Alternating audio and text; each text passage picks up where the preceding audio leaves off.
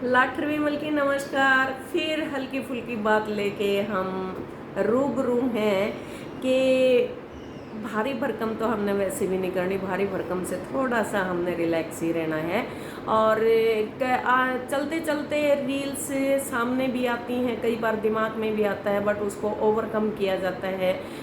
चलो भाई चलते रहने दो, दिक्कत है। फिर भी कहीं ना कहीं इंसान होने के नाते कहते हैं ना कि भी अनाज खाए के तो सारे सोए हैं, तो वो ही करते करते एक जो चिंतन है हमारा, एक चेतना है हमारी, वो मतलब प्रयास करती रहती है। जैसे भाव, बुद्धि और कल्पना शैली, पहले हमारे मन में विचार आते हैं, भाव आएंगे, फिर बुद्धि का प्रयोग किया जाएगा, फिर कल्पना का सहारा देके और फिर उसको एक ढंग बनाया जाएगा, प्रस्तुत करने का ढंग उसको। कि जैसे हमारे मन में आ गया कि भाई पक्षी उड़े हैं और इस प्रकार से मैं भी आसमान में एक उड़ान भरूं, तो इंसान से वो पंख तो लगाए नहीं गए, पैराशूट बना लिया कि फिर अब पैराशूट भी तो ऊपर से गिरना था, ठीक है। तो फिर उसने हवाई जहाज की, देखो एक छोटी सी छोटी लेकिन और बड़ी तो बड़ी चीज़ लेकिन पंख तो हवाई जहाज की इतने बड़े बड़े बनाए दिए। पक्षी के पंख देखा है छोटे छोटे, और फिर भी वो आसमान में उड़ान भरे हैं। और इंसान ने भी जब ठान ली तो उसकी बराबरी करने खातर उसके मन में भाव आया, बुद्धि का प्रयोग करे, और फिर उसने कल्पना लगाई कि किस प्रकार हमें पंख लगाकर तो नहीं उड़ सकते, लेकिन आसमान में तो हम उड़ ही सकते हैं, चाहे हम विमान में ही बैठकर क्यों नहीं। इस प्रकार से फिर वो एक शैली, एक ढंग दे दिया, एक तरीका दे दिया। सबका कहने का अपना अपना ढंग, सबका सुनने का अपना अपना ढंग, और सबका उसके ऊपर अमल करने का अपना अपना ढंग होगा। तो इसी प्रकार का ढंग हमारे परिवार में, हमारे समाज में, हमारे पड़ोस में एक व्यक्ति दर व्यक्ति हमें डिफर करता है। हमारी बुद्धि, हमारा प्रयास, हमारी लेबोरियस माइंड, यानी कि स्टूडियस माइंड लगा लो, या फिर लेबोरियस मतलब मेहनत हम कितनी करते हैं, कितनी नहीं करते हैं, इस प्रकार से। तो मैंने एक कहानी पढ़ी थी पहले, एक पता नहीं कहीं छोटे हो गए कहा करते, मानस योनि सबसे आखिर में जाके इतने प्रयासों के बाद मिलती है। और फिर रोज के हम सुना, हाँ कभी तो उस पर उंगली उठा दी, तीन तो अपना कहानी हुए हैं, क्यों नहीं सोचता। या तो आदमी जो सोच ले फिर सारे झगड़े खत्म हो जाए, झगड़े भी तो रखने हैं, क्यों। बुद्धि का प्रयोग कद करोगे, मैं भी यही कहूँ और भी यही कहूँ, लेकिन लागू किससे करें हम। समस्या यही है कि कहते हैं ना, भगत सिंह तो पैदा हो लेकिन पड़ोसी का घर में, ठीक है। तो ऐसा भी नहीं होना चाहिए। शुरुआत चैरिटी बिगिंस एट होम, हम घर से दान दक्षिणा शुरू होती है।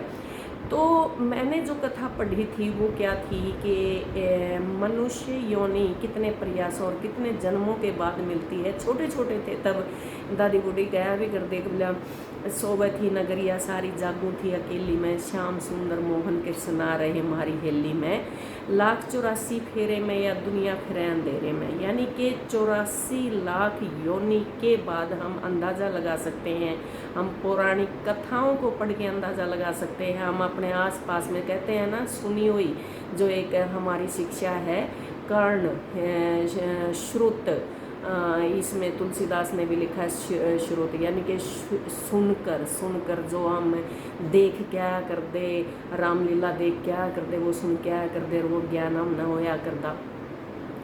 तो इस प्रकार से हम अनेक, आज के दिन तो हमारे सामने एक मेथड्स इतने हैं कि आप किसी भी प्रकार से कुछ भी खोलो।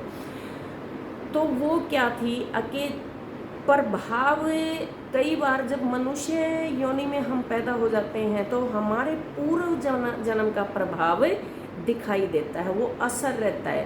अब कहते हैं कि मूल स्वभाव इंसान का जान नहीं सकता। यहाँ पे मैं अपना दृष्टिकोण रखने की कोशिश करूँगी कि कहते हैं मूल स्वभाव, जो मूल यानी कि जन्मजात जो जिस आदमी का स्वभाव वो नहीं जाया करता, चला जाओगा, लेकिन हमारी बुद्धि के ऊपर एक विवेक हो, उसका थोड़ा सा काम लेकर थोड़ी सी, मैंने कहा करूँ नहीं, अपने आप पे अंकुश लगा के, नहीं इतना मतलब जिसने यू कहा करें नहीं, दो पैर का एनिमल तो बहुत खतरनाक हुआ है, बस सारे ने काबू में कर दे, सारे ने सीधा कर दे हैं, सब ने ये बात चुभे हैं, लेकिन बुद्धि और विवेक का प्रयोग करके वो अपने पे काबू और अपने मूल स्वभाव को भी स्थगित कर सकता है कुछ टाइम के लिए, नहीं तो नहीं होंगे, आपका मूल स्वभाव बिल्कुल भी परिवर्तित नहीं होगा, उसमें परिवर्तन करना बड़ा मुश्किल हो जाता है। फिर आपके ऊपर क्या रहता है कि उसी प्रकार का आप बोलोगे, आपको अच्छा भी वही चीज़ लगेगी, आप लाइक भी उसी चीज़ को करोगे, आप देखना भी उसको ही पसंद करोगे। अब यहाँ पे लगा लो फॉर एग्जाम्पल, मतलब उदाहरण के तौर पे आप यूँ कह दें कि भाई मान ले किसी के हम टाइटल देखा, हाँ वो टाइटल ने भी यूँ ही लावागा आके बोलिया कुत्ते तो न्यूए वाऊ वाऊ करे, कुत्ते भौंक दे रहा मैं, बोले न्यूए चल दे रहा मैं, कुत्ते ऐसे ही भौंकते हैं, घर का कुत्ता ना धोबी का कुत्ता, ना घर का ना घाट का। लोकोक्ति के रूप में अगर हम इसको सीखने लर्निंग प्रोसेस में अगर यूज किया जाए तो भाई हम एक राइट दिशा में जा रहे हैं, हम पॉजिटिव उसमें वे में जा रहे हैं, तो हम कह दें भाई हाथी चल दे रहा मैं, कुत्ते भौंक दे रहा मैं, सारी आण के बोलिया कुत्ते भौंकते रहते हैं, यूँ करते रहते। वो क्या है कि हर बार अगर मनुष्य के दिमाग में ये आती है तो हम क्या कहेंगे, पूर्व जन्म का उसके ऊपर अब भी असर है, वो अंदाज़ा लगाया जाता है कि ये किस योनि में रहा होगा। तो वैसे ही उसी प्रकार की बातें करेगा, उसी को वो पसंद करेगा। तभी तो कहते हैं कि लाइकिंग डिफरेंस क्यों है, पसंद अलग अलग क्यों है, उस माहौल में क्यों जावे है। तो फिर इंसान का वो जो बुद्धि दी है ना, उसका भी लोपोजे है, क्योंकि वो पिछले जन्म का उसके ऊपर इतना हावी हुआ है। ठीक है, प्रयास हमारे चलते रहते हैं। अब अभ्यास और प्रयास, प्रैक्टिस, यानी कि कहते हैं ना कि अगर किसी भी चीज़ को सीखना है, डूबना है उस चीज़ के अंदर, तो क्या नंबर एक बहुत एक हमारे पाश्चात्य फिलोसफर ने यह बात कही थी, नंबर एक प्रैक्टिस, नंबर दो प्रैक्टिस और नंबर तीन प्रैक्टिस। तो करत करत अभ्यास के वाई वाली बात है। तो एक रील मैंने भी कुछ इस प्रकार से देखी थी कि एक लड़का पूरी यहाँ तक पूरा चूड़ा पैर के नर गृह प्रवेश करा है कि भी इसकी शादी हुई है, ये दुल्हन के रूप में आया है, और सम लैगिंग तो चल ही रहा है। सम लैगिंग के चर्चे हर रोज़ भी सुनते हैं, आप भी हम रील्स में देखते हैं। चर्चा में अभी भी दो लड़कियाँ आई हैं, एक के मेरे जितने छोटे छोटे बाल हैं, एक चोटी में है। तो उनका अपना एक मतलब वो तौर तरीका है, तो उसके ऊपर समाज क्या प्रयास कर रहा है, क्या नहीं कर रहा है, वो हम देखते हैं। वो उनकी बुद्धि का विकास किस प्रकार से होता है, वो उनकी अपनी पसंद है। तो वेशभूषा बदली जाती थी किस प्रकार से, देखो हम दूसरे पे उंगली ठावा। एक मेरे एक पुराना गीत याद आ गया कि किस प्रकार से उसके ऊपर उंगली उठाई, लिप्त खुद है उस बात के अंदर, खुद उसके अंदर लिप्त ओके, और फिर सारा दोष अगले पर डाल दे। मन ने सुनी थी अब बचपन में जकड़ी, और जिसना हम लोग गीत कवा, और फिर मैंने मेरी बुद्धि को ये रास नहीं आया तो मैंने 3-4 लाइन इसके अंदर इसका प्रतिवाद किया, इसका आंसर दिया किस प्रकार से। रूप कला का शायद सारा ने सुन भी रखा होगा। एक किस्सा में आया करती कि वो मतलब आपस में अनबन हो जाती है, अपनी भाभी का सहारा लेके, और वो रूपकला से मिलने के लिए जाता है। भाभी से रिक्वेस्ट करता है, भाभी कितने अच्छे विचारों की होती है, किस प्रकार से उसको बताते हो। देखें, तेरा तोरी भाभी शान न भूलूरी रूप कला ते मिलवा दे, रूप कला ते मिलवा दे। तेरा तोरी भाभी शान न भूलूरी रूप कला ते मिलवा दे, रूप कला ते मिलवा दे। कंध का तो देवर दमन पहर ले, वाल ओढ़ले कालियो, वाल ओढ़ले काली हो। कंध का तो देवर दमन पहर ले, वाल ओढ़ले काली हो, वाल ओढ़ले काली हो। दौड़ा तो देवर कुड़ता पहर सिर पे धर ले खारी हो, सिर पे धर ले खारी हो। धोड़ा तो देवर कुड़ता पहर ले हो, सिर पे धर ले खारी हो, सिर पे धर ले खारी हो। जाके गाड़ में रुका मारा कोए पैर लो चूड़िए, कोए पैर लो चूड़िए।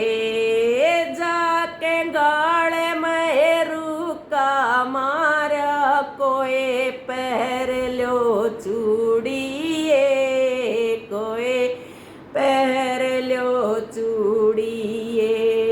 सारी छोरिए भजी आई, रूप कला भी आई है, रूप कला भी आई है। सारी छोरिए भजी आई, रूप कला भी आई है, रूप कला भी आई है। इतनी सुथरी है मणियारी, बहू कड़े ते आई है, बहू कड़े ते आई है। इतनी सुथरी है मणियारी, बहू कड़े ते आई है, बहू कड़े ते आई है। मेरी दुरानी देवर के ब्याहिया दूसर लेके आई है, दूसर लेके आई है। मेरी दुरानी देवर के ब्याहिया दूसर लेके आई है, दूसर लेके आई है। तू कह दे तो है मनियारी, मैं रोटी साग बना दूँ, रोटी साग बना दूँ। तू कह दे तो है मनियारी, मैं रोटी साग बना दूँ, हे रोटी साग बना दूँ।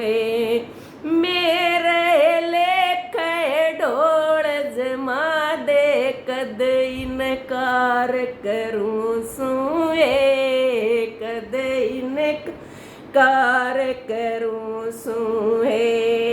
मेरे लेखे ढोल जमा दे, कद इनकार करूँ सू, हे कद इनकार करूँ सू।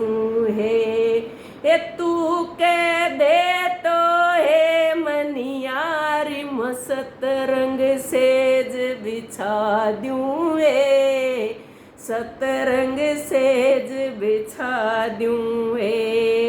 तू कह दे तो है मनियारी, मैं सतरंग सेज बिछा दूँ, सतरंग सेज बिछा दूँ। हे मेरे लेखे दोरस वाले, कद इनकार करूँ सुए, कद इनकार करूँ सुए।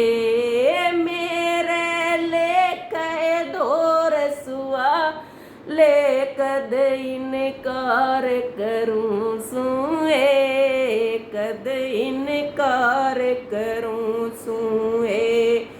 हार तार सिंगार तार दियो, बण्या गजब का छोरा है, बण्या गजब का छोरा है। हार तार सिंगार तार दिया, बण्या गजब का छोरा है, बण्या गजब का छोरा है। तू कह सगी ननंद का भाई सगी ननंद का भाई तू कह रही थी मेरी देवरानी सगी ननंद का भाई सगी ननंद का भाई भाई रोई मनियारी धोखे ते मरवाई धोखे ते लुटवाई भाई रोई मनियारी में धोखे ते लुटवाई धोखे ते लुटवाई रूप कलाए के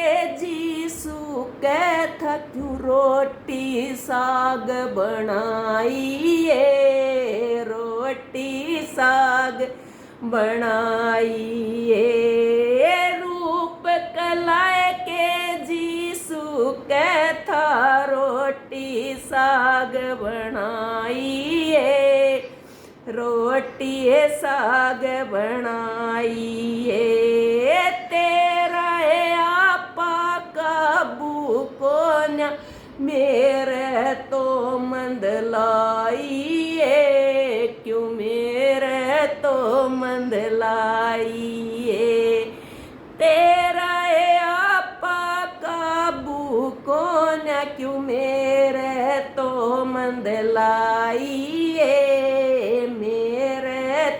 मंद लाई सतरंग सेज तू बेछावे मेरे को सबाई मेरे को सबाई सतरंग सेज तू बेछावे मेरे को सबाई